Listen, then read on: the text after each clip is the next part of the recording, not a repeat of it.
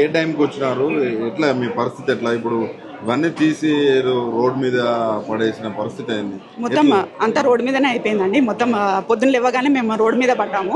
మా sister actually ఇక్కడ ఉంటారు పాస్ట్ 8 months నుంచి. న్యూ బిల్డింగ్ ఇది, న్యూ కన్స్ట్రక్షన్ కాబట్టి మేము వచ్చాము. 20,000 పే చేస్తున్నాం రెంట్, 1,000 మెయింటెనెన్స్, 2 months అడ్వాన్స్. ఏ టైంకి వచ్చినారు ఇక్కడికి? ఆగస్ట్లో వచ్చాము. మార్నింగ్ వీళ్ళు వచ్చి 7 o'clock డోర్ కొట్టారు. డోర్ కొట్టి మీరు నన్ను అది కూడా మెల్లగా కొట్టలేదు, బాగా జోరుగా కొడితే ఏమైందో అనుకున్నాము, ఏదన్నా అవుతుందేమో డిజాస్టర్ అనుకుని మేము లేచాము. Actually to find out it is a disaster only. As soon as we woke up it's a disaster only. So వాళ్ళు పొద్దున్న మాకు 7 o'clock లేచి మీకు 1 hour టైం ఉంది, లేకపోతే ½ hour టైం ఉంది, మీరు మొత్తం సామాన్లు బయటపడారు. 1 hour లో కాదు. మా సిస్టర్ ఒక్క ఆమెనే ఉంది, పిల్లలు కాలేజ్కి వెళ్ళిపోయారు. ఒక్క ఆమెనే, హస్బెండ్ కూడా లేరు ఆమెకి. మళ్ళీ ఆ మొక్క ఆమె ఎట్లా చేస్తుంది ఏంటి? సరే ఆమె సంగతి సార్, వేరే వాళ్ళు కూడా సరౌండింగ్ లో అందరు కూడా సఫర్ అవుతున్నారు కదా.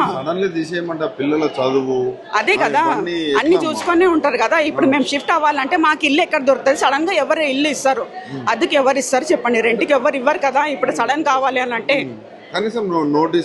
నోటీస్ అస్సలు లేదు మాకు. నోటీస్ ఉంటే మేము 2 months ఓనర్ది ఇన్ఫర్మేషన్ లేదు.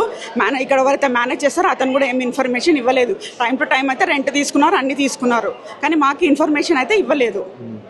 మరి ఇంత దారుణంగా కొంచెం టైం, వన్ డే అన్ని ఇవ్వాలి, 1 week అని ఇవ్వాలి. సరే 1 day ఇస్తున్నా మేము కొంచెం ఎక్కడన్నా దోలాడుకుంటాం కదా. ఇప్పుడు సడన్ గా మార్నింగ్ వచ్చి అంటే మార్నింగ్ మేము వెళ్ళి దోలాడుకోలేము కదా, ఎక్కడ ఉంటుంది రెంట్ అని. మళ్ళీ మాకు ఇంత టెన్షన్ అవుతుంది, సామాన్లు అన్ని ఇప్పుడు పడి ఉన్నాయి. గవర్నమెంట్ ఎట్లా ఇస్తున్నారు ఏంటంటే యాక్చువల్గా ఇది ఓనర్స్కి ఉండాలండి. ఫస్ట్ ఆఫ్ ఆల్ అయితే